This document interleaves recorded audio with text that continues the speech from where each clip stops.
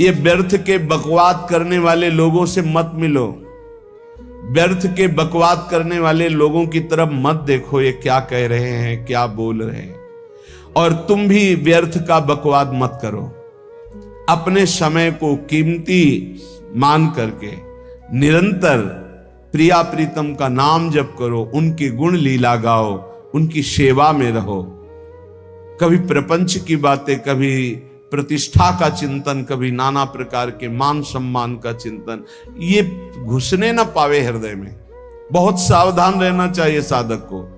ऐसी बातें देखो मत, ऐसी बातें सुनो मत जिससे तुम्हारा हृदय उद्विग्न होकर प्रभु का चिंतन छोड़ दे। बंद करो अभी। अन्य लोगों के संग का त्याग कर दो, जो भगवत विमुख वार्ता करते हैं, संत निंदा करते हैं, दूसरों की निंदा करते हैं। कुछ हाथ नहीं लगता, ये लोग दुर्गति को प्राप्त होने वाले हैं। भक्तन निंदा अति बुरी भूल करे जिन कोई, किए सुकृत बहु जन्म के छिन में दारे खोए।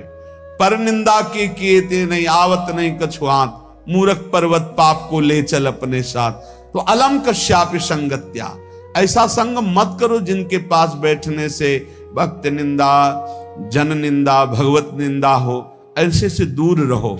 अलम बंद कर दो ऐसे लोगों का संग।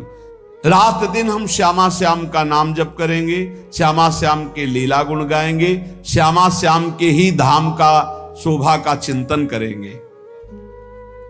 जब तुम अपना जीवन श्यामा श्याम के चरणों में न्यौछावर कर दोगे तो पूरा भार श्यामा श्याम ले लेंगे और तुम्हारे हृदय में मस्ती आ जाएगी। जो ऐसा निश्चयी होता है, दृढ़ निश्चयी, उसके अंदर दृढ़ विश्वास, तो उसके हर समय भगवान की स्फूर्ति होती रहती है। भारी प्रतिकूलता में भी भगवान का सानिध्य अनुभव होता है। वो अनुकूलता में तो भगवान के दुलार को देखता है, लेकिन प्रतिकूलता में भगवान की विशेष कृपा को देखता है। ये संयोग, ये वियोग, संसार की ये द्वंद्वमयी वृत्तियां भक्तों के हृदय में नहीं चुभती। आए की हुज्जत नहीं, गए की तलाश नहीं, क्योंकि नित्य संयोग भगवत स्मृति के प्रभाव से प्रभु का रहता है। शोक, विषाद बहुत ध्यान देने योग्य विषय है। तभी लोगों को ऐसा लगता है कि ऐसा कैसे हो सकता है। भक्त के चरित्रों को जब सुनते तो लगता है ऐसा कैसे हो सकता है, ऐसी परिस्थिति में भी ऐसा कैसे हो सकता है। क्योंकि तुम मानसिक बुद्धि से युक्त हो और वो भागवतिक स्थिति से युक्त है, इसलिए तुम उसको पार पा ही नहीं सकते। जब तुम अपना जीवन श्यामा श्याम के चरणों में समर्पित कर देते हो हृदय से, फिर उनकी कृपा से सब विघ्न दूर हो जाते, एक अपार मस्ती रहती है। नहीं तो शोक, विषाद, दुख, क्लेश, कष्ट, संताप, भय, उद्वेग, ये सदैव सताते रहते हैं। इसी से डिप्रेशन होता है। बार बार नकारात्मक चिंतन, शोक, विषाद, दुख, चिंता, क्लेश, संताप, भय, उद्वेग, यही पूरे मानसिक स्तर को नष्ट कर देते हैं। उत्साहहीन जीवन हो जाता है। जब तुम श्यामा श्याम को समर्पित हो जाते हो तो ये सब प्रवेश भी नहीं करते, एक अपार मस्ती बनी रहती है। अब क्या होगा? श्यामा श्याम जो करेंगे वही होगा। श्यामा श्याम पता नहीं कैसा करें, नहीं, वो सदैव मंगल भवन है, वो जो करते महामंगल होता है। यह निश्चय उपासक के हृदय में आ जाना चाहिए। इसलिए अपना सारा मन, सारी बुद्धि, सारा जीवन, प्रत्येक श्वास प्रभु को अर्पण कर दो, फिर देखो तुम निहाल हो जाओगे। दुख, शोक, विषाद, क्लेश, कष्ट, संताप, भय, उद्वेग, ये उसी को व्यापते हैं जिसने अपने जीवन को प्रभु के चरणों में अर्पित नहीं किया। इसलिए तुम अपना सारा मन, सारी बुद्धि, सारा जीवन, प्रत्येक श्वास केवल प्रभु को अर्पित कर दो, फिर देख लेना श्वास कैसे अर्पित की जाती, राधा राधा राधा। बुद्धि कैसे अर्पित की जाती, एकमात्र निश्चय कि भगवत सुख ही सुख है, ये जागतिक सुख सुख नहीं, ये दुख है, ये ऐसा दलदल है जिससे आज तक कोई नहीं निकल पाया। सारा मन, हम मन से केवल प्रभु का मनन करें, बार बार मन को संसार से हटा के नाम में, रूप में, लीला में, धाम में लगाएं। बहुत प्रसन्नता हो जाती है उस उपासक के हृदय में जो अपना मन बुद्धि प्रभु के चरणों में अर्पित कर देता। भगवान ने तो इसको बहुत उत्तम स्थिति बताया है कि मेरे से कभी वो अलग हो ही नहीं सकता यदि मन बुद्धि अर्पित कर दिया। मयि एव मन आधत्स्व मयि बुद्धिम निवेशय, तो निवश्य मयि एव अत ऊर्ध्वम न संशया, बिल्कुल संशय नहीं, वो मेरे में ही निवास करेगा जिसने मन और बुद्धि अपनी मेरे में अर्पित कर दी। बहुत प्रसन्नता रहेगी उस उपासक के जीवन में जो अपने आप को मन बुद्धि सहित प्रभु के चरणों में समर्पित कर दिया है। भगवान का आश्रय लेने वाले की पहचान है हर परिस्थिति में प्रसन्न रहना। देखो आप भगवद आश्रित हो कि नहीं, देखो अनुकूल परिस्थिति में तो सब प्रसन्न रहना, लेकिन प्रतिकूल परिस्थिति में प्रसन्न रहना ये भगवान के भक्तों का लक्षण है। हर परिस्थिति में प्रसन्न रहना ये भगवान के भक्तों का लक्षण है। आनंदगन भगवान का आश्रय मिलते ही आनंद छा जाता है हृदय में। उनके पास आनंद का अभाव होता ही नहीं है। जैसे सूर्य का प्रकाश उदय होते ही सूर्य का प्रकाश संपूर्ण अंधकार को नष्ट कर देता है, ऐसे ही भगवान का संपूर्ण आश्रय लेते ही सब दुख चिंता शोक नष्ट हो जाते, आनंद ही आनंद। तुम भगवान के मंगलमय रूप को नहीं जानते हो, पर उनके मंगलमय भाव को, विधान को मानना शुरू कर दो। जो भी होता है मंगलमय होता है। हमने जीवन में देखा है, अगर इधर कोई बहुत बड़ा सुख दिया तो देर नहीं लगेगी, 24 घंटे नहीं व्यतीत होंगे और ऐसे दुख दे देंगे, जिससे दोनों का समान भाव रख करके ना दुख में तुम भूलो प्रभु को, ना सुख में फूलो, सीधे भगवत मार्ग में चल। पूरे जीवन की बात देखा है, भगवान के मंगल विधान में सदा सर्वदा सुख ही सुख है, इस बात को मान के प्रसन्न हो जाओ।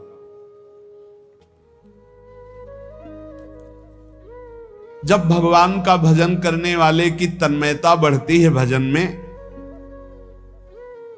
तो द्वेषी जन अपने आप तैयार हो जाते हैं। भक्त कभी किसी से द्वेष नहीं करता, अपने आप वो द्रोह करने लगते। तो नरसिंह मेहता जी से बहुत गांव के कई लोग थे जो जलते थे, ऐसे जलते थे कि अब क्या करें, कैसे मिटा दे नरसिंह मेहता जी को। अब उपाय तो मिल नहीं रहा था। तो एक दिन संतों की मंडली आई और उन्होंने कहा कि हम रास्ते में कोई चोर आदि धन ना ले ले, इसलिए यहां से किसी की हुंडी चलती है क्या द्वारिका में? पहले ऐसा था। बोले हाँ हमारे यहां बहुत बड़े सेठ हैं नरसिंह मेहता जी, पर आप कहोगे वो मना कर देंगे। कई बार कहोगे, अगर वो स्वीकार कर ले तो वहां। और उनका लक्ष्य था कि नरसिंह मेहता जी की तो खाने की भी सुविधा नहीं थी, हुंडी कहां की बात आई। उनका था कि जब वो ना कहेंगे तो संतजन नाराज हो जाएंगे, अगर हाँ कह दिया तो वहां हुंडी चुकेगी नहीं, तो संतजन अपने आप इनको शाप दे देंगे, अपराध बन जाएगा, ये नष्ट हो जाएंगे। संतों को भेजा नरसिंह मेहता जी ने, सबकी दंडवत की, चरण पखाड़े। तो उनका ये इतना रुपया है, द्वारिका में साधु सेवा हम करेंगे, वहां तुम्हारी हुंडी चलती है, तो आप अरे उनका आप कहाँ भूल रहे हो, यहाँ खाने की भी व्यवस्था। बोले हमें सब पहले से बता दिया गया कि आप मना करोगे, बार बार मना मत करो, हमें पता है। तो उन्होंने ठाकुर जी की तरफ देखा, बोले क्या लीला है प्रभु, संतों से हम क्या कहें, ये ले रुपए।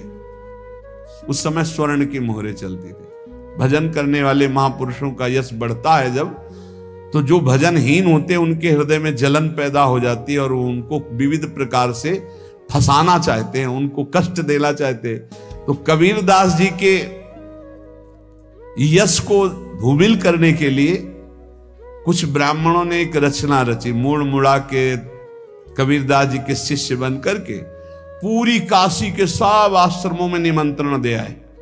कल भंडारा है, संत सेवा है, सबने स्वीकार किया। कबीरदास जी अपनी दिनचर्या करके निकले तो संत मंडली आने लगी। बोले कै बजे सेवा है? साधु सेवा। बोले कौन सी साधु सेवा? बोले कल आपके शिष्यजन निमंत्रण दे के आए, पूरी काशी के सब संत आ रहे हैं।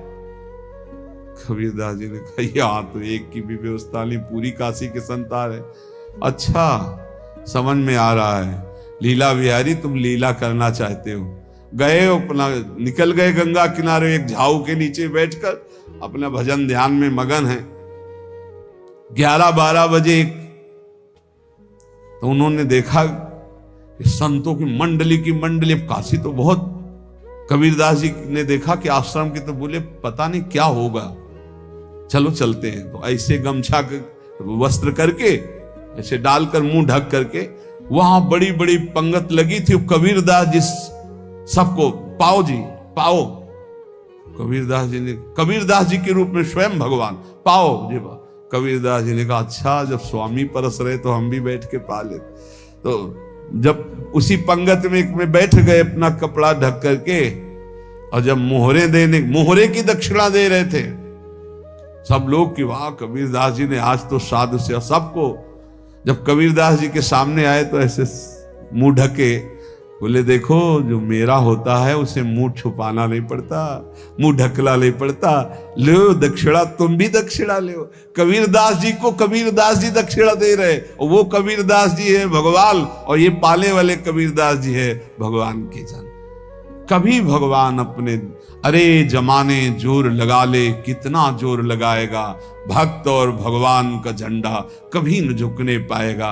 बिल्कुल चिंता, शोक, भय, उद्वेग रहित जीवन भगवद आश्रित। तुम भगवान के मंगल विधान में सदा सर्वदा प्रसन्न रहो। अब ये विचार कर लो कि भगवान जो करेंगे तुम्हारा मंगल करेंगे।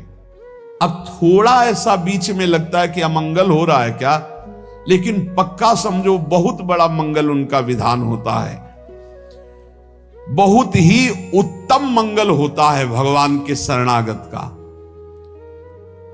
भगवान हमारे विचारों वाले नहीं हैं, हमारे विचार प्राकृतिक है, भगवान के विचार चिदानंदमय हैं। वो अपने विचार से हमारा मंगल करते हो, हम अपने विचार से मंगल चाहते हैं। भगवान के विचार से मंगल ही हमारा होगा, इसलिए कभी हमको चिंता, शोक, भय नहीं करना चाहिए। भगवान की ओर से कभी तुम्हारे लिए ऐसा विधान नहीं होगा कि तुम दुखी हो जाओ, बस तुम्हारी सोच हो सकती है, उसका परिणाम बहुत मंगल होगा। जगत की ओर से निराश हो जाओ, किसी से आशा मत रखो, फिर आप देखो आपका जीवन कैसा आनंदमय व्यतीत होता है। ये जो जगत की आशा है यही दुख प्रदान करती, सच्ची जगत की आशा ही दुख प्रदान करती है। अगर जगत से कोई संबंध न रखा जाए और भगवत भाव में रहकर तो बहुत अच्छा जीवन चलेगा। अपने कर्तव्य का पालन करो, परिवार को भगवत स्वरूप मानकर पोषण करो, किसी से कोई संबंध मत रखो, कोई आशा मत रखो, यही अध्यात्म सिखाता है। अपने आप भगवत स्वरूप, सबका व्यवहार मंगलमय और आपका जीवन मंगलमय। अपने घर में ऐसे रहो जैसे किसी अतिथि के घर में रह जाता है। चलना है, यहां से जाना है। कौन रहता है अपने घर में अतिथि की भांति? भगवान का भक्त। जाना है यहां से, अपनी प्रिया प्रीतम के पास जाना। ये हमारा घर नहीं है, यहां तो हम समय व्यतीत कर रहे हैं, अपनी आयु व्यतीत कर रहे हैं भगवत आराधना करते हुए। हमें जाना है प्रिया प्रीतम के पास। वास्तविक घर भगवान का धाम है हमारा, वास्तविक घर वाले प्रभु हैं हमारे। जो नित्य सच्चिदानंद भगवान के चरणों में अपने चित्त को समर्पित करता रहता है, उसको यह अनुभव होने लगता है कि बड़ी कृपा है हमारे ऊपर भगवान की, बड़ी कृपा है हमारे ऊपर। सर्वसमर्थ परम सुहृद भगवान ऐसे भक्त के ऊपर हर समय वरद हस्त रखे रहते हैं। ये केवल प्रवचन नहीं, सच्ची बात मानिए। ऐसे भगवान का वरद हस्त हर समय रहता है। जब भगवान की छत्र छाया में भक्त अपने को देखता है तो आसपास घोर विपत्तियों का भी समुदाय हो तो भी वो आनंद में मगन रहता है। हर हालत में आनंदित रहना ये भक्त का स्वभाव है। भगवान ऐसे भक्तों को प्यार करते हैं जैसे कछुआ अपने अंडे को बाहर रख आवे और रात दिन उसका चिंतन करे। जब भक्त भगवान को समर्पित होता है तो भगवान रात दिन उसकी ऐसे चिंतन सुरक्षा करते हैं।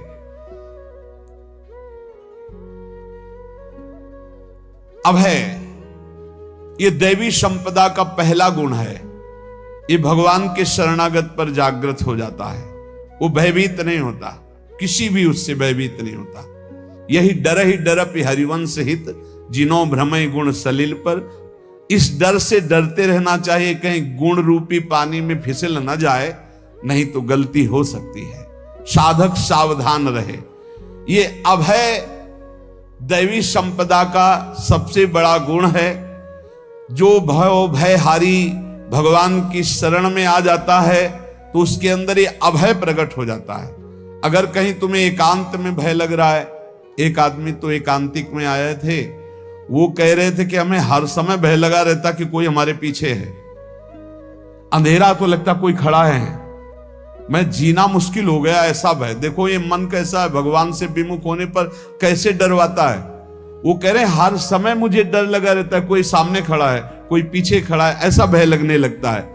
और जब भगवान की शरण में आ जाते हैं तो ये अभय स्थिति हृदय में जागृत हो जाती है। कोई भी भय आसपास आ ही नहीं सकता, यहां तक कि नरक का भी भय खत्म हो जाता है जो भगवान की शरण में है।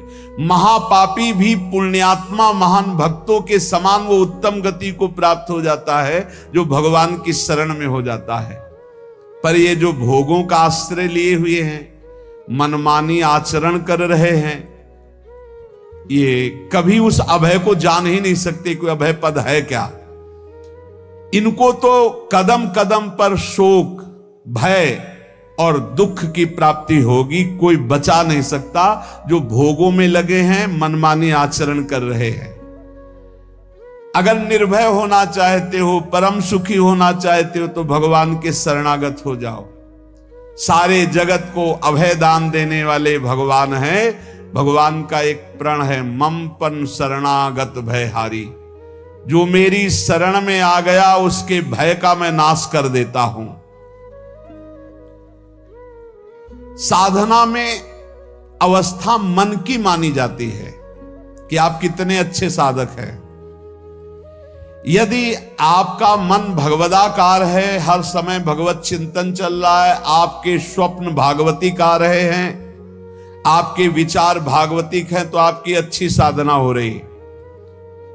और यदि आपके स्वप्न गंदे आ रहे हैं, क्योंकि स्वप्न में मन का ही सारा खेल होता है, और आपकी चिंतन वृत्ति वासनात्मक चल रही, तो अभी साधना का प्रभाव मन पे नहीं पड़ा है।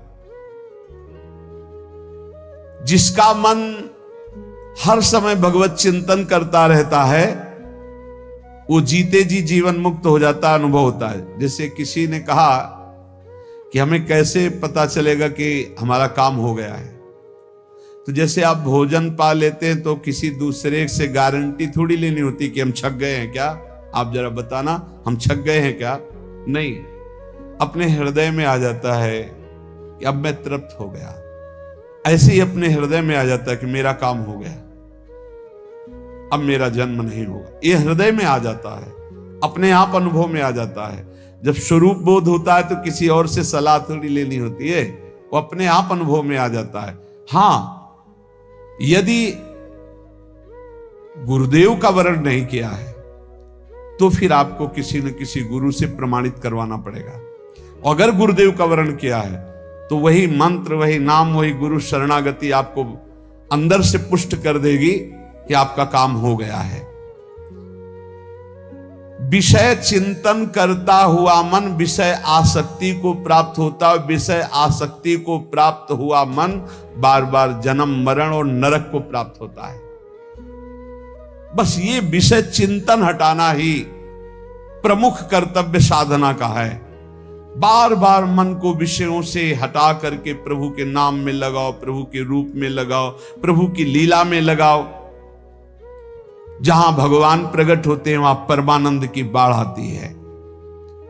पर ये ध्यान रखें, गुलाब का फूल कांटों में खिलता है। उसकी सुगंध लेनी, फूल लेना है तो कांटों से बचाकर। ऐसे ही जब आप भगवत चिंतन के लिए चलेंगे तो आपका चिंतन चुराने के लिए माया विविध नाटक करेगी, कांटे फैलाएगी। कोई तुम्हारी निंदा करेगा, कोई अपमान करेगा, कोई उपहास करेगा, तुम्हारी अव्यवस्था हो सकती है, तुम्हारी परिस्थिति बहुत भयावह हो सकती है। इन परिस्थितियों में भी भगवत चिंतन का तार ना टूटने पावे तो आगे गुलाब का फूल है।